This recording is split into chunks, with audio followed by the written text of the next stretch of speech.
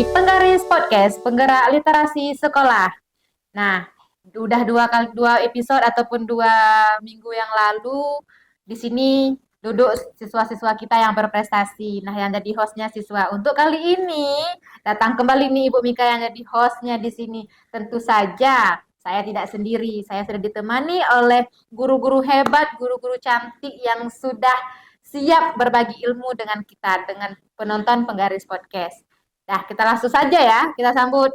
Ini dia guru cantik kita nih. Oke, boleh perkenalkan diri dulu ke Penggaris Podcast. Siapa dulu nih? Dimulai Boleh dari sini. Oke. Hai, halo. Perkenalkan, nama saya Hijrah Sri Wahyuni. Saya mengajar di SMP Negeri 1 Jempa sebagai guru seni budaya dan saya juga merupakan komite sekolah penggerak. Saya saat ini sedang menjalani guru penggerak angkatan 11. Oke, halo, assalamualaikum. Perkenalkan, saya Indra Mawar. Saya guru IPA di SMP Negeri 1 Blangpidi. Saya adalah salah satu guru penggerak angkatan ke-7 dan saya salah satu narasumber berbagi praktik baik dari IKM. Halo, nama saya Firda Rahmi. Saya adalah guru IPA di SMP Negeri 1 Blangpidi. Saya juga merupakan komite di Sekolah Penggerak SMP Negeri 1 Blangpidi. Kemudian saya sedang menjalani tes guru penggerak angkatan 10 untuk saat sekarang ini. Luar biasa, titelnya, prestasinya bukan main-main ya. Tapi setelah berada di sini memang bukan main-main semua orangnya, pasti orang-orang luar biasa yang kita undang ke sini. Alhamdulillah. Tadi yang paling poin penting yang saya ambil itulah narasumber berbagi praktik baik. Nah, saya mau tanya bagaimana sih proses yang Ibu jalani, kakak-kakak nih, kakak cantik yang sudah dinobatkan dari kementerian, kalau nggak salah dari kementerian langsung dinobatkan menjadi narasumber berbagi praktik baik. Boleh sharing bagaimana proses yang dilalui untuk sampai ke tahap ini? Boleh siapa aja? Coba. Ya, mungkin perjalanan kami itu lumayan panjang ya Bu Mika. Dari pertama sekali kami mendaftar itu membuat esai berupa praktik baik yang sudah kami lakukan di sekolah. Nah, kemudian setelah itu ada pelulusannya gitu ya. Jadi pengumumannya diberikan lewatlah 5 orang waktu itu. Nah, kemudian dari Abdia. Nah, lewat 5 orang, kemudian ada pembekalannya di Banda Aceh oleh BGP. Kemudian setelah itu kami diminta untuk membuat video dan juga naskah untuk praktik baik yang kami lakukan di sekolah. Nah, setelah itu ada kelulusannya lagi. Nah, setelah lolos videonya, barulah kami dijadikan narasumber berbagi praktik baik. Nah, setelah itu ada juga seminar. Nah, kami dibawa ke Banda Aceh, yaitu kemarin itu di BGP Aceh. Kami ada seminar nasional. Itu dihadiri oleh Ibu Dikjen juga. Kemudian setelah itu setiap per bulannya kami selalu ada refleksi. Jadi per 2 bulan sekali itu ada refleksi dengan BGP Aceh. Gitu Bu Mika. Jadi perjalanannya lumayan. Ada berapa tahap? Dari pertama ada esai, kedua pembekalan. Tapi sebelum esai ada ini dulu, harus menyelesaikan harus dari sekolah penggerak. Harus dari sekolah penggerak. Kemudian topik di PNM minimal 2 ya.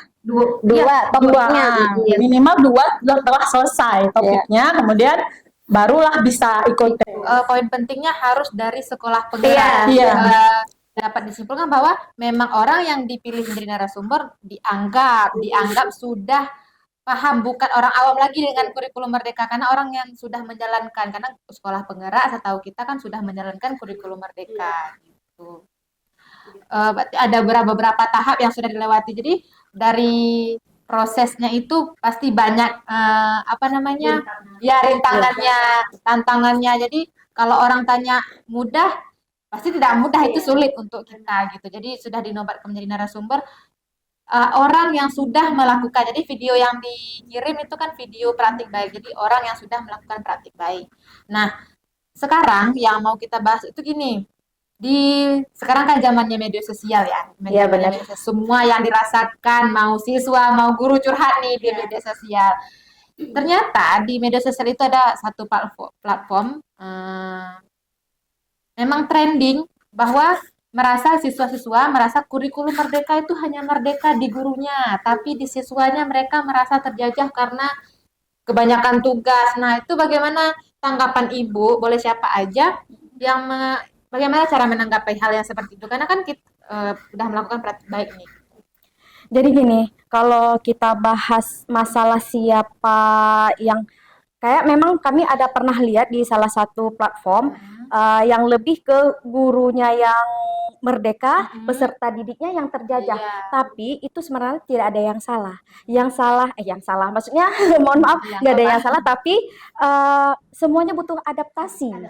Semua butuh adaptasi karena kurikulum berubah itu nggak semuanya kita begitu langsung, nggak langsung mudah. Jadi kita memahami itu mungkin ada jangka-jangkanya. Nah, sebenarnya kalau dari kurikulum merdeka, kalau menurut saya itu jauh lebih mudah mengajarnya karena kita tidak terfokus kepada buku, tidak terfokus kepada apa yang ada, misalnya belajar di dalam kelas, kita bisa bawa nih peserta didik ke alam bebas yang medianya itu bukan hanya terpaku kepada buku.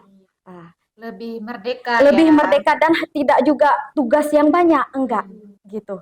Tapi kita bisa beradaptasi dengan lingkungan yang kira-kira pembelajaran yang menyenangkan seperti itu. Yang ini pembelajaran yang menyenangkan. Yang menyenangkan. Yang happy. Boleh nggak tahu praktik baik yang Bapak yang Ibu jadikan kirim ke videonya yang sudah diakui lulus oleh kementerian tadi? Boleh nggak paparkan ke pendengar penggaris podcast? Ini loh praktik baiknya gitu. Dari siapa aja boleh. Jadi waktu itu saya buat praktik baik tentang pembelajaran berdiferensiasi dengan berbagai media. Jadi di sana saya melakukan pendekatan pembelajaran berdiferensiasi dengan media yang beragam. Yang pertama ada media video, kemudian media gambar, dan media langsung.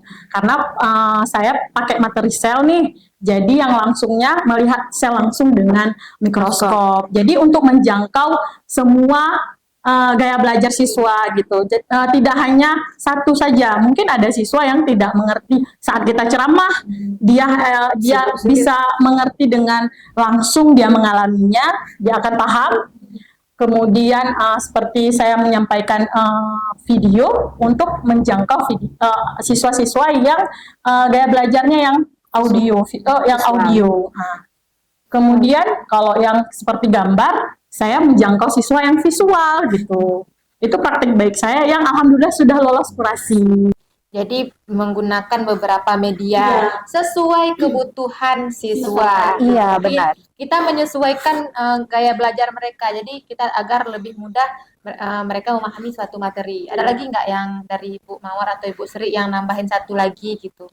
Jadi pada mata pelajaran seni nih, kita bisa lakukan pembelajaran misalnya materi kita nih materi tari. Ini sebagai contoh materi tari. Jadi peserta didik tidak semuanya menyukai materi tari ini. Kalau apalagi cowok ya Bu. Iya. Nah, di daerah kita rasanya tari hanya untuk perempuan. Iya. Jadi kan kalau anak-anak kita pasti beranggapan tari itu untuk anak perempuan. Jadi saya kotakkan bagaimana saya membuat di sini lebih ke berdiferensiasi konten karena kalau berdiferensiasi konten kan lebih ke minat peserta didik. Jadi anak yang tari silahkan memilih masuk ke tari. Nah, kayak laki-laki otomatis mereka tidak menyukai tari. Jadi saya lebih plotkan ke mereka ke musik. Ya, karena memang mereka kalau di bagian musik, alhamdulillah ya peserta didik saya. Nah, bagaimana nih peserta didik saya yang tidak suka dengan tari, dengan musik, tapi lebih suka ke seni rupa. Nah, ketika nanti pementasan, saya arahkan anak-anak saya nih untuk mendekorasi ruangan. Jadi semuanya udah masuk, udah berdiferensiasi. Oke, dari Ibu Mawar lah coba. Oke. Jadi waktu itu saya membuat praktik baik. Saya merasa kalau siswa di kelas itu kurang antusias belajar. Jadi saya berpikirlah gimana caranya saya buat pembelajaran itu yang menyenangkan, berpihak pada murid dan tentunya ikut dengan IKM yang diprogramkan oleh pemerintah sekarang. Nah, saya buatlah satu proses pembelajaran, yaitu pembelajaran berdiferensiasi yang terintegrasi dengan pembelajaran sosial emosional. Jadi awalnya saya melihat dulu gimana nih emosi anak-anak atau perasaan anak-anak ketika mengikuti pembelajaran. Dan IPA itu biasanya kan ribet, pikirannya alah IPA pasti bawaannya malas gitu kan. Jadi saya combine nih antara pembelajaran berdiferensiasi yang saya dapatkan dengan pembelajaran sosial emosional. Dan saya lihat setelah melakukan pembelajaran itu waktu itu saya melakukan pada bumi dan lapisan-lapisannya. Saya lihat peserta didik itu murid-murid saya itu semangat belajarnya, antusias. Waktu saya kasih LK, mereka juga bisa menjawabnya dengan baik. Dan saya lihat, oh berarti pembelajaran seperti ini menyenangkan nih pada murid gitu. Jadi akhirnya saya ambillah pembelajaran berdiferensiasi itu sering saya lakukan di kelas gitu. Setahu murid di Abdia ini yang setelah yang lulus dari jadi NS nih ada berapa? Sebenarnya ada 5 orang ya. Jadi hasil seleksi pembekalan itu ada 1 orang yang dari gelombang pertama dan 4 orang dari gelombang ketiga. 1 orang itu Ibu Heni dari SMP Negeri 1 Jempa, dan beliau itu melakukan pembelajaran yang bagus juga, yaitu tentang pembelajaran yang kontekstual sepertinya dengan orang Australia. Jadi kolaborasi. Pelajaran bahasa Inggris otomatis ya. Ya. Jadi beliau langsung menghadirkan orang Australia itu dengan Zoom, kan kemarin tuh lagi booming-boomingnya COVID ya kan. Nah, jadi beliau menggunakan pembelajaran itu menghadirkan langsung orang narasumber Australia itu dengan siswa. Jadi mereka bisa interaksi dengan orang bule lah istilahnya. Gitu. Jadi dapat disimpulkan bahwa tidak ada yang merasa dijajah. Rasanya di sini gurunya harus mengutamakan kebahagiaan muridnya. Kalau benar. Jadi berpusat apa yang mereka butuhkan itu yang kita berikan. Jika mereka tidak happy ketika belajar, kita kasih rasa bahagia dulu gitu. Jadi tapi kenapa ada nih kita ngomong lagi di media sosial, tapi kalau Ibu yang sudah melakukan hal seperti ini, tapi ada muncul di media sosial mereka membandingkan antara kurikulum 13 sama kurikulum Merdeka. Di situ ada beberapa guru mengatakan bahwa kurikulum Merdeka ini lebih ribet ya, karena kami harus bawa ini, bawa itu, sedangkan di K13 kami nggak melakukan hal semacam itu. Itu bagaimana tanggapannya? Jadi tren di TikTok sekarang memang banyak ya yang membanding-bandingkan antara kurikulum 13 sama kurikulum Merdeka. Mungkin seperti yang dijelaskan sama Bu Sri tadi, bahwasanya kita tuh butuh adaptasi. Jadi kalau misalnya tren yang lagi beredar itu, sekarang kan zaman era revolusi 4.0, jadi kita harus mengikuti teknologi. Jadi yang dibawa di kontennya saya juga nonton soalnya. Jadi dengan speaker, dengan mic, kemudian ada laptop, terus infocus ya kan, dengan berat kayak gitu. Kalau misalnya K13 hanya membawa satu, itu trennya saya lihat ya. Benar. Mungkin bisa juga karena fasilitas belum memadai di kelas. Kan kita masih belajar nih, masih beradaptasi, sekolah juga masih beradaptasi, pemerintah juga beradaptasi, kita pun guru masih beradaptasi. Jadi kelas kan belum siap dengan infokusnya, jadi harus kalau misalnya kita lakukan dengan hati ya rasanya itu tidak ada yang berat. Hanya saja untuk adaptasi ini mungkin agak berat. Tapi itu kan sesekali dilakukan, tapi banyak cara agar mungkin mereka merasa bahwa dengan infokus itu terlihat keren dan mungkin diminati. Tapi kayaknya tadi dari pemaparan Ibu tidak ada yang harus seperti itu selalu, banyak cara lain kan, banyak cara lain yang bisa memberikan rasa bahagia itu. Intinya apa tadi? Harus melakukan dari hati, mengajar dari hati. Nah, kalau sesuatu yang dilakukan dari hati, sampailah ke hati ya kan. Intinya begini nih, ketika kita belajar, kita harus belajar anak-anak itu fokus. Nah, gini belajarnya kita fokus ke kita sendiri pasti merasa bosan kan? Iya. Nah, tapi ketika kita buat apakah pembelajaran berkolaborasi antar pelajaran, ketika kita mengikuti peserta didik itu menyenangkan. Nah, kan kalau misalnya kita tidak semua sekolah seperti kata Bu Firda ada infocus, ada speaker kan nggak mungkin nih di dalam satu sekolah speaker satu guru satu orang karena kita memahami fasilitas yang ada di sekolah. Nah, Karena bisa kita sekolah kita negeri ya. iya, jadi bisa kita akalkan misalnya pada pelajaran IPA kita bawa peserta didik kita keluar kelas. Jadi di lingkungan sekolah belajar kita tuh ada kayak pohon, ada hewan-hewan yang berkeliaran, kita bisa itu kita jadikan media. Nah, apa-apa aja misalnya materi yang di dalam pelajaran IPA bisa kita masukkan ke maksudnya nggak harus belajar dalam kelas. Matematika juga bisa loh. Nah,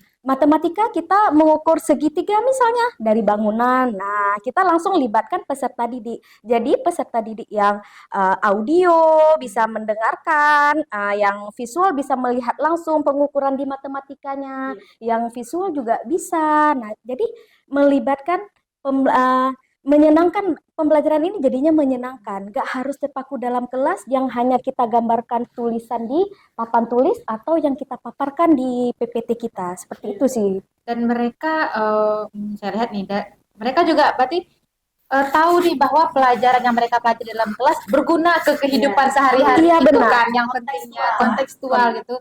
Jadi tidak hanya belajar kan mereka berpikir untuk apa belajar ini, untuk apa belajar ini, nggak Iya. berguna pun untuk kehidupannya. Ya. Itu yang pentingnya. Berarti anak-anak kita harapkan mengetahui bahwa dia belajar hari ini kegunaannya untuk apa ke depannya, itu yang perlu. Nah, mungkin penonton Penggaris Podcast mau tahu di mana bisa menonton ataupun menonton praktik baik yang Ibu lakukan, dan di sini kan sudah menjadi narasumber, otomatis orang yang sudah dipercayakan untuk berbagi karena gini, kebetulan tadi saya tangkap ibu nih, ada bapak ya di sini, ibu-ibunya dari sekolah penggerak, dan tahun ini semua sekolah diharapkan menerapkan apa namanya Bu? Implementasi kurikulum merdeka secara mandiri. Nah, itu kan otomatis belum semua mampu. Jadi diharapkan dari program narasumber ini berarti tujuannya untuk berbagi ya. Iya. Poinnya apakah berbagi tentang IKM atau berbagi bagaimana? Coba, boleh nggak dijelaskan dulu NS ini program yang bagaimana gitu. Jadi tujuannya itu yang diberikan pemerintah itu untuk apa sebenarnya? Ya, seperti yang Ibu Mika jelaskan bahwa kita itu narasumber itu ada berlima ya, yang tadi Ibu Mika salah satunya narasumber berbagi praktik baik juga. Nah, cara berbaginya itu mungkin bisa lewat webinar. Kita itu semua ini alhamdulillah namanya sudah ada di IKM sebagai narasumber IKM implementasi kurikulum di PMM maaf ya. Jadi kita juga narasumber IKM yang mengimplementasi kurikulum merdeka. Nah, kita di sini bukan menjelaskan tentang kurikulum merdekanya, tapi menjelaskan bagaimana aplikasi atau yang telah kita terapkan, praktik baik yang sudah kita terapkan di sekolah-sekolah. Jadi kenapa kita menjadi narasumber? Karena praktik baik kita itu sudah dikurasi dan dianggap sama PMM sudah PMM sudah sesuai dengan praktik ya gitu. Itu Bu Mika. Jadi boleh di PMM itu cari aja di narasumber Kabupaten Aceh Barat Daya, untuk Aceh Barat Daya ya. Mungkin ada yang di luar yang mau ngundang boleh juga. Jadi Aceh Barat Daya filternya kemudian akan dapat di situ baru 4 muncul nama narasumber. Jadi boleh dihubungi siapa saja, insya Allah kita siap berbagi praktik baik. Berarti ini kayaknya tugas editor kita ya, tolong ya nanti editor kita kasih screen layar aja ya, biar lebih jelas bagaimana cara mengundang. Sebenarnya di sini bukan kita untuk memamerkan bahwa kita harus ini bukan ya, tapi kita ingin ini loh yang aplikasinya yang sudah dikurasi, yang sudah baik dilakukan gitu. Boleh nggak? Tadi kan menyebut boleh diundang melalui PMM. PMM itu mungkin saya mungkin ada yang tahu. Boleh jelasin sedikit PMM itu apa? Mungkin mau Firda? Penutup aja. PMM itu adalah platform mereka mengajar di mana guru, siswa boleh belajar tentang 3M. Implementasi kurikulum merdeka. Jadi platform Merdeka Mengajar itu sudah disediakan oleh pemerintah untuk kita belajar secara mandiri, atau kita mau lihat modul ajar rencana pembelajaran dari orang lain, boleh, contohnya juga ada di sana. Kemudian buku juga tersedia banyak di sana. Terus narasumber juga ada di sana kalau misalnya mau mengundang narasumber melalui platform Merdeka Mengajar. Kemudian di sana juga ada asesmen juga banyak di sana. Kemudian ada ide pembelajaran, ide praktik juga ada di sana. Jadi sekarang guru tidak harus dapat pelatihan harus menunggu pelatihan dari oleh dinas atau apa gitu, tapi semua sekarang bisa melalui PMM. Tidak ada namanya lagi guru harus menanti kapan dilatih, tapi guru bisa mencari ilmunya sendiri belajar sendiri melalui PMM, platform Merdeka Mengajar. Oke, terakhir nih, boleh nggak kami kasih statement closingnya untuk penggaris podcast gitu? Mulai dari Bu Sri boleh, dari siapa aja boleh. Sri aja dulu ya. Jadi tugas guru itu bukan sebagai pengajar, tapi sebagai guru yang terus belajar menghadapi dunia, belajar menghadapi teknologi, dan terus belajar agar kita bisa mengimplementasikan kepada peserta didik kita. Oke, bagus. Boleh dari Ya, saya bingung nih kalau dibilang closing gitu kan. tapi harusnya nampak gitu, kasih motivasi apa biar nampak keren Ibu Mawar. Saya motivasinya jangan menganggap bahwa siswa itu beban ya. Ketika kita pergi ke sekolah tuh, ya Allah jumpa lagi beban gitu kan. Tapi relax aja, kita belajar itu menyesuaikan dengan peserta didik. Seperti yang dikatakan tadi, pembelajaran itu kan kita lihat peserta didiknya. Makanya ada diagnosis awal tuh, kita lihat peserta didiknya seperti apa. Jadi jangan jadikan beban segala pekerjaan jangan dijadikan beban. Ikuti aja alurnya, insya Allah Allah yang memberikan keputusan yang terbaik. Jadi menurut saya menjadi guru adalah guru yang terus berubah, terus mengikuti perkembangan zaman. Jadi zaman sudah berubah, kita juga harus berubah. Jangan seperti itu aja. Cara belajar sekarang banyak tersedia dimanapun, bahkan di PMM yang seperti kita bilang tadi ya, di YouTube juga banyak. Jadi jangan bersaing dengan orang lain, tapi bersainglah dengan diri sendiri. Kita yang ke depan adalah kita yang sudah terupgrade menjadi pribadi yang lebih baik lagi. Itu saja dari saya. Baik.